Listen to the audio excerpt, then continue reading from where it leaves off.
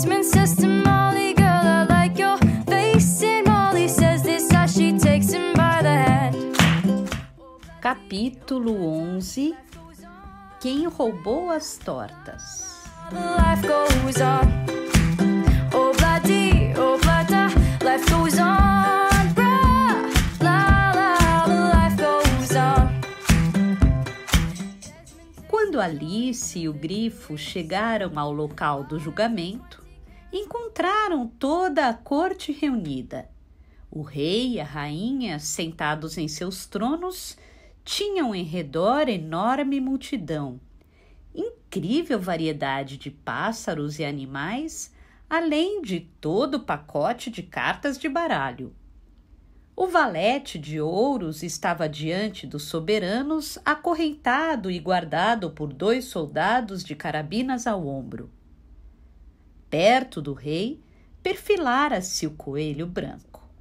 Tinha uma trombeta em uma das mãos e um rolo de pergaminho na outra. Sobre uma mesa, via-se um grande prato de tortas. Estavam tão apetitosas que Alice ficou logo com a boca cheia d'água. Tomara que acabe logo o julgamento, pensou ela, e que sirvam os doces e os refrescos. Mas não parecia haver possibilidade disso e, para passar o tempo, a menina pôs-se a olhar em torno. Alice nunca assistira a um julgamento, mas lera sobre isso nos livros. E estava contente de perceber que conseguia descobrir o nome de cada personagem presente. Aquele é o juiz, disse para si mesma.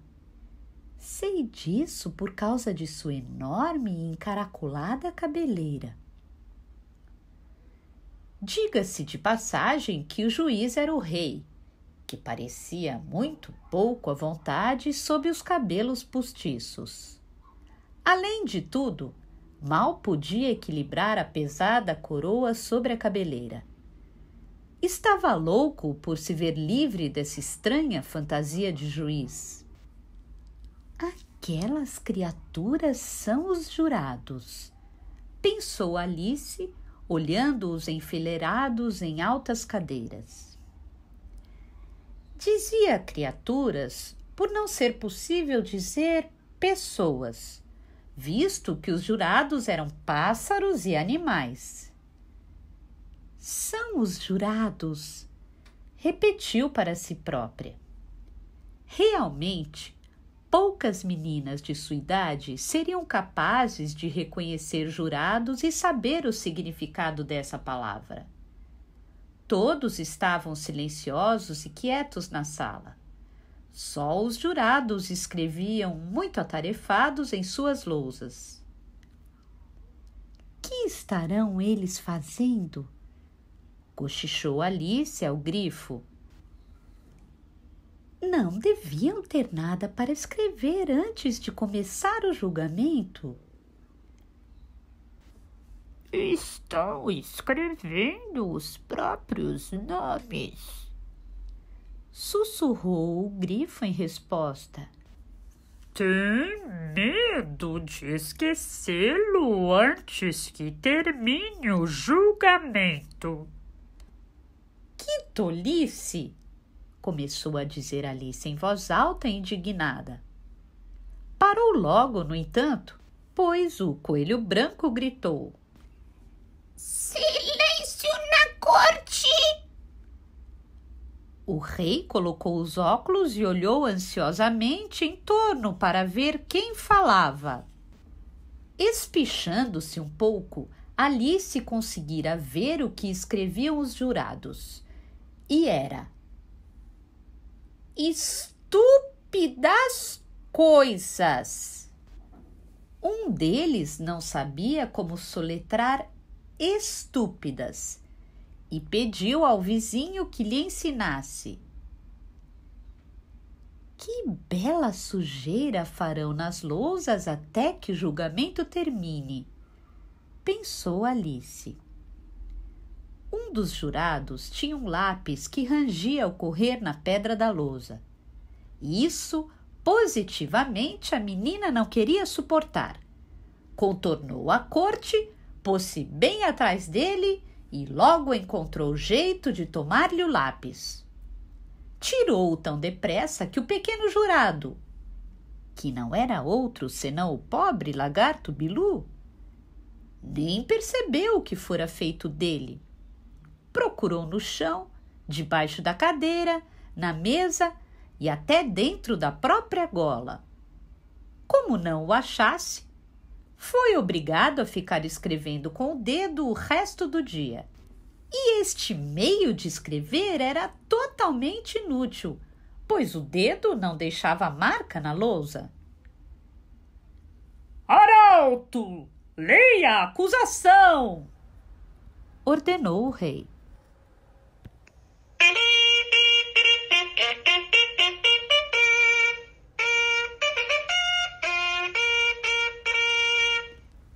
O coelho branco fez a corneta soar e, desenrolando o pergaminho, leu o seguinte: A rainha de ouros fez uma torta. Num belo dia de verão, o valete de ouros por trás da porta veio e levou-a sem permissão. Qual a sentença? Perguntou o rei ao júri. Ainda não! Ainda não! Interrompeu apressadamente o coelho. Antes disso, há muito que ver. Chame então a primeira testemunha! Disse o rei. O coelho branco tornou a fazer soar 3 vezes a trombeta e chamou. Primeira testemunha! A primeira testemunha era o chapeleiro. Chegou com uma xícara de chá numa das mãos e um pedaço de pão com manteiga na outra. Peço perdão, majestade, por trazer isto. Disse ele. Mas é que eu não havia terminado o meu chá quando fui chamado. Pois devia ter acabado antes. Disse o rei. Quando começou você? O chapeleiro olhou para a lebre de março, que o havia acompanhado à corte de braço com o ratão. 14 de março, creio eu. Disse ele. 15. Corrigiu a lebre de março. 16. Teimou o ratão. Tomem nota! Disse o rei para os jurados. Os jurados escreveram depressa as 3 datas em suas lousas, dividiram por 3, deram a data ao rei e o resto devolveram em centavos ao chapeleiro como troco. Tire o chapéu! Disse o rei ao chapeleiro. Não é meu! Respondeu este. Roubado! Exclamou o rei, voltando-se para os jurados, que imediatamente anotaram o fato. Eu o guardo para vender! Explicou o chapeleiro. Nada tenho de meu! Sou um chapeleiro! Neste momento, colocando os óculos, a rainha começou a fixar o chapeleiro, que se tornava pálido e agitado. Conte o que sabe! Disse o rei. E não fique nervoso! Do contrário, eu mandarei executar imediatamente! Isso não pareceu encorajar a testemunha. O pobre ficou dançando sobre um pé e sobre o outro, olhando desconcertado para a rainha. Estava tão confuso que mordeu um pedaço da louça de sua xícara em lugar de morder o pão com manteiga. Neste momento, Alice sentiu algo esquisito. Ficou admiradíssima ao perceber o que era. Estava crescendo outra vez. A princípio, achou que deveria se levantar e abandonar a corte, mas logo decidiu ficar enquanto houvesse lugar para ela. Faça o favor de não me apertar tanto, disse o ratão que se sentara ao seu lado. Quase já não posso respirar. Não tenho culpa, disse Alice brandamente. Estou crescendo.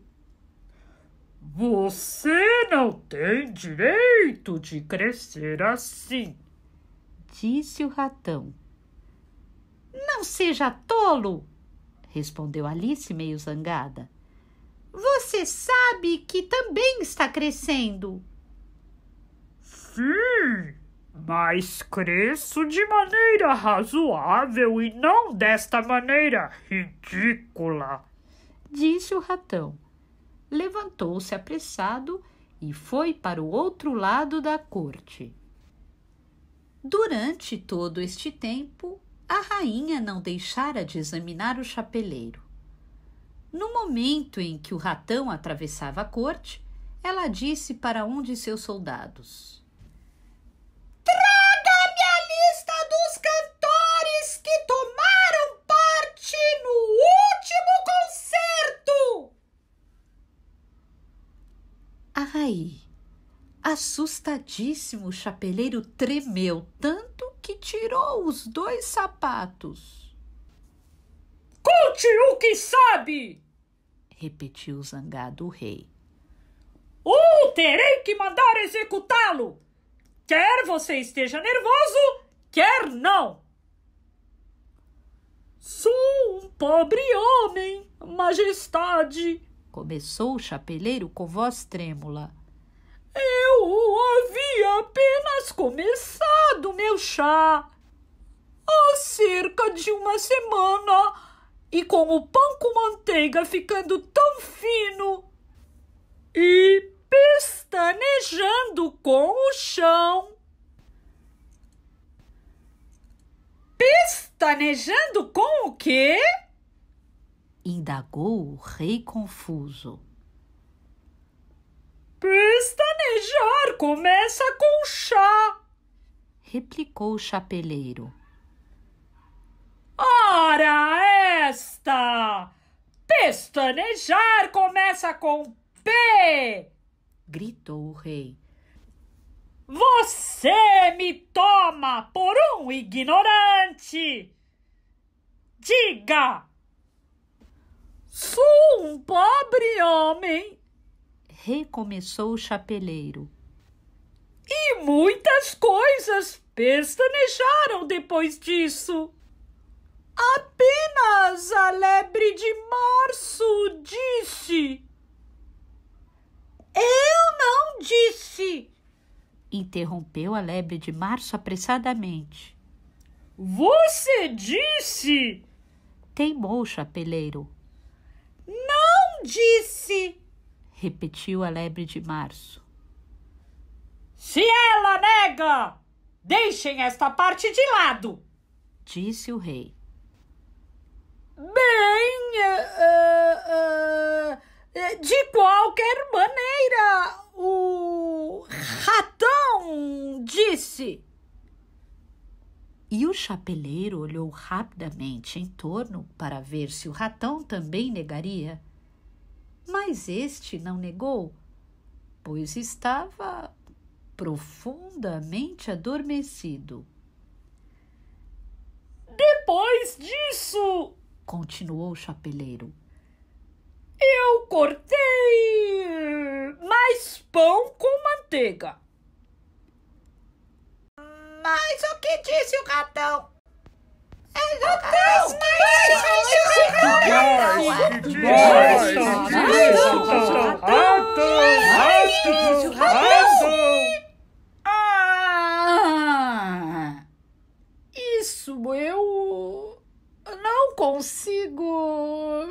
me lembrar, disse o chapeleiro.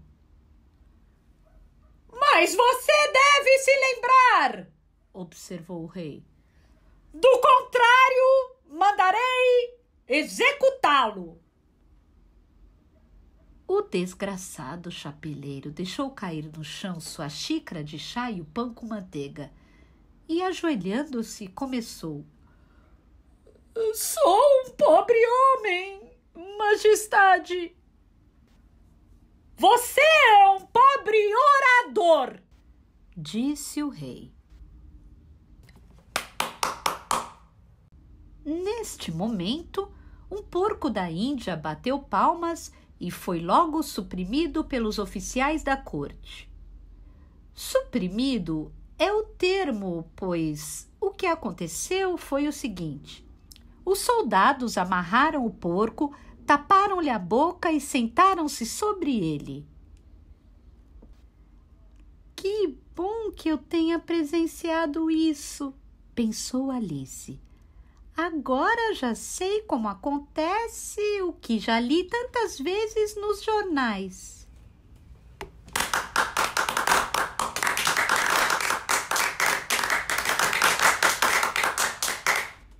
Houve um começo de aplausos que foi suprimido imediatamente pelos oficiais. Agora já sei do que se trata, disse para si mesma a menina. O julgamento continuava. Se isso é tudo que você sabe, pode ir para baixo, disse o rei, dirigindo-se ao chapeleiro. Não posso ir mais para baixo, pois já estou no chão, respondeu o chapeleiro. Então sente-se, ordenou o rei. Nesse momento, outro porco resolveu aplaudir e foi suprimido exatamente como o primeiro. Acabaram-se os porcos da Índia, pensou Alice. Agora teremos mais sossego para continuar.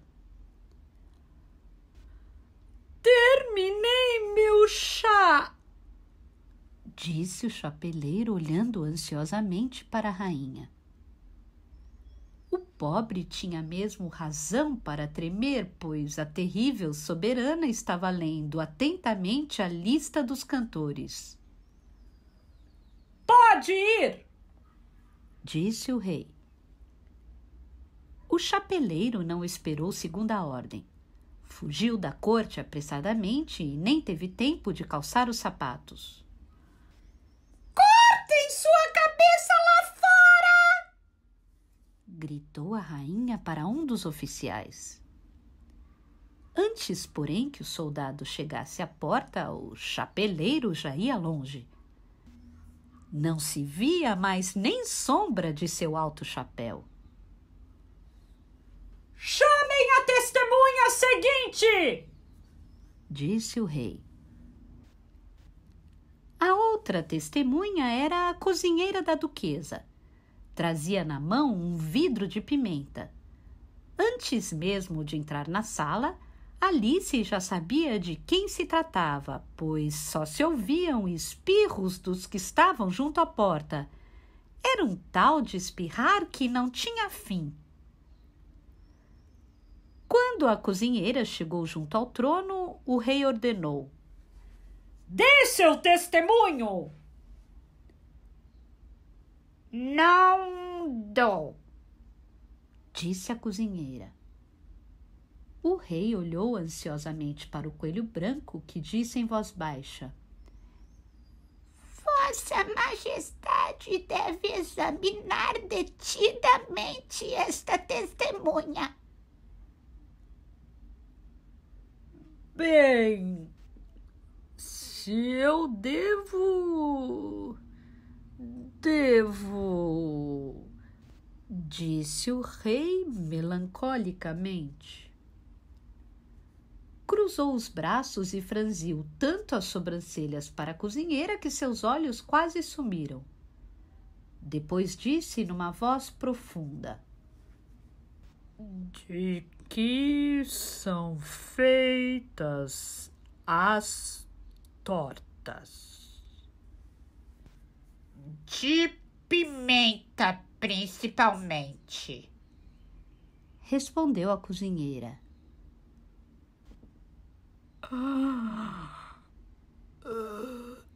De lodo, Disse uma voz sonolenta atrás dela. Ponham uma coleira neste ratão! Gritou a rainha. Depois, decapitem este ratão! Joguem fora da corte este ratão! Suprimam-no! Belisquem-no! Cortem-lhe as barbas! Por alguns minutos, toda a corte ficou em confusão para botar o ratão para fora.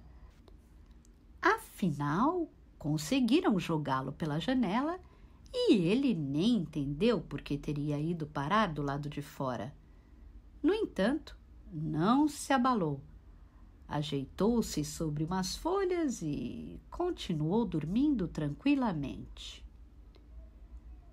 Quando a ordem voltou à corte, a cozinheira havia desaparecido. não faz mal. Disse o rei aliviado.